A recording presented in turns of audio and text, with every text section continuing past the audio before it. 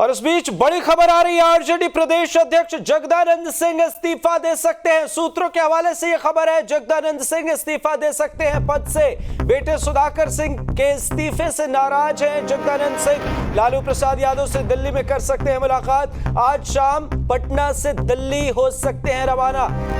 सूत्रों के अनुसार बड़ी खबर सामने आ रही है, जगदानंद सिंह दे सकते हैं पद से इस्तीफा। सूत्रों के हवाले से यह खबर बता रहे हैं आपको, बेटे सुधाकर सिंह के इस्तीफे से नाराज हैं जगदानंद सिंह। सहयोगी सुमित जाकर करेंगे हमारे साथ फोन लाइन पर जुड़े हुए हैं। सुमित, कितनी हकीकत, कितना फसाना, क्या कुछ वजह जगदानंद सिंह से जुड़ी? देखिए, जगदानंद सिंह ये खबर आ रही है कि कल इस्तीफा दे सकते हैं लालू यादव से मिलकर, कल 3 से 4 के बीच में दोपहर में मुलाकात करके। और ये वो इस्तीफा देने का मन पहले भी उन्होंने बनाया था, लेकिन लालू बार बार टालते रहे। दोबारा उन्हें प्रदेश अध्यक्ष की कमान सौंपी थी, लेकिन हाल में जो उनके बेटे सुधाकर सिंह कृषि मंत्री थे, कृषि मंत्री सुधाकर सिंह अपने बयानों से चर्चा में थे। अलग अलग बयानों से सरकार की मुसीबत बढ़ रही थी, जिसके बाद तेजस्वी यादव ने एक्शन लिया था। और तेजस्वी यादव ने के कहने पर सियासी गलियारे में चर्चा है कि तेजस्वी यादव के कहने पर सुधाकर सिंह को इस्तीफा देना पड़ा था, जिससे कहीं ना कहीं अंदर खाने की खबर यह है कि जगदानंद नाराज चल रहे थे। राजद के अंदर सब कुछ ठीक नहीं था। जगदानंद सिंह इस बात से नाराज थे कि उनके बेटे को जो है निशाना बनाया गया। मंत्री वो बने ही थे, अपना काम कर रहे थे, और किसानों के मुद्दे को अगर उठा रहे थे, इसमें क्या गलत था। उन्होंने इस तरह का बयान भी दिया था कि किसानों के मुद्दे को उठाने के लिए कुर्बानी देनी पड़ती है, बलिदान देना पड़ता है। तो बलिदान की बात अलग है, लेकिन अंदर अंदर ही वो नाराजगी है। और जगदानंद सिंह भी अब इस नाराजगी को खुलकर जाहिर करने के लिए इस्तीफा दे सकते हैं। हालांकि जरूर ये कहा जा रहा है कि इस्तीफा के लिए वो ये रीजन देंगे कि वो सक्रिय राजनीति से संन्यास ले रहे हैं, सक्रिय राजनीति छोड़ना चाह रहे हैं, इसलिए वो रिजाइन दे रहे हैं। लेकिन पटना की सियासी गलियारों में एक ही बात की चर्चा है कि जो बेटे के इस्तीफे की बात से वो कहीं न कहीं परेशान है, नाराज हैं। बेटे की इस्तीफा को जैसे आनन फानन में लिया गया, उसे लेकर जगदानंद सिंह को भरोसे में नहीं लिया गया, और इस वजह से वो नाराज चल रहे हैं। और जाहिर है जगदानंद सिंह के इस्तीफे के बाद अंदर की कला जो है वो बाहर आ सकती है। बिल्कुल बिल्कुल सुमित, पर एक अहम सवाल है, क्या जगदानंद सिंह को मनाने की कोशिश भी की जाएगी?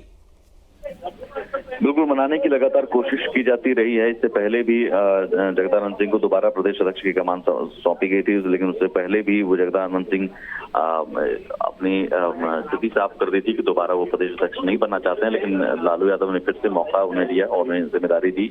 इससे पहले आपको याद होगा, तेज प्रताप यादव के कई बयानों के कारण जगदानंद सिंह नाराज बताए जा रहे थे। तेज प्रताप और जगदानंद के बीच में लगातार एक टशन चल रहा था, और तेज प्रताप यादव के बयान के बावजूद वो बने रहे कुर्सी पर, क्योंकि लालू यादव लगातार चाहते थे कि वो जब तक हैं वो अपनी कुर्सी पर प्रदेश अध्यक्ष की कमान संभाले। लेकिन इस बार जगदानंद सिंह ने साफ साफ जाहिर कर दिया है कि वो अब इस्तीफा देंगे और वो अब सक्रिय राजनीति से संन्यास लेंगे। ये कहा जा रहा है कि ये रीजन बताया जाएगा। राष्ट्रीय अधिवेशन की बैठक होने वाली है, कार्यकारिणी समिति की बैठक 9 अक्टूबर को होनी है, 10 अक्टूबर को राष्ट्रीय अधिवेशन की बैठक होनी है। हो सकता है अधिवेशन के बाद कहा जाए, लालू यादव की ओर से कहा जाए कि आप अधिवेशन तक रुकिए, अधिवेशन के बाद इस्तीफा दीजिए। तो अधिवेशन के बाद बहुत कुछ हद तक स्थिति साफ हो सकती है। 9 अक्टूबर को कार्यकारिणी समिति की बैठक है और 10 अक्टूबर को अधिवेशन। 10 अक्टूबर के बाद 11 अक्टूबर तक बहुत कुछ तस्वीर साफ हो सकती है। बिल्कुल सुमित, पर एक अहम सवाल है, क्या जगदानंद सिंह अगर इस्तीफा दे देते हैं तो किसी युवा चेहरे को प्राथमिकता दी जाएगी प्रदेश अध्यक्ष को लेकर, या फिर कैसी स्थिति नजर आ सकती है और इससे कितना फर्क पड़ेगा आरजेडी को? देखिए, A to Z की पार्टी लगातार तेजस्वी यादव बताते हैं, लेकिन कहीं ना कहीं एक गलत मैसेज गया है सवर्णों के बीच में। इससे पहले कार्तिकेय सिंह जो भूमिहार वर्ग से आते हैं, उन्होंने इस्तीफा दिया, उनको इस्तीफा देना पड़ा मंत्री पद से, चूंकि उनके खिलाफ वारंट निकला था।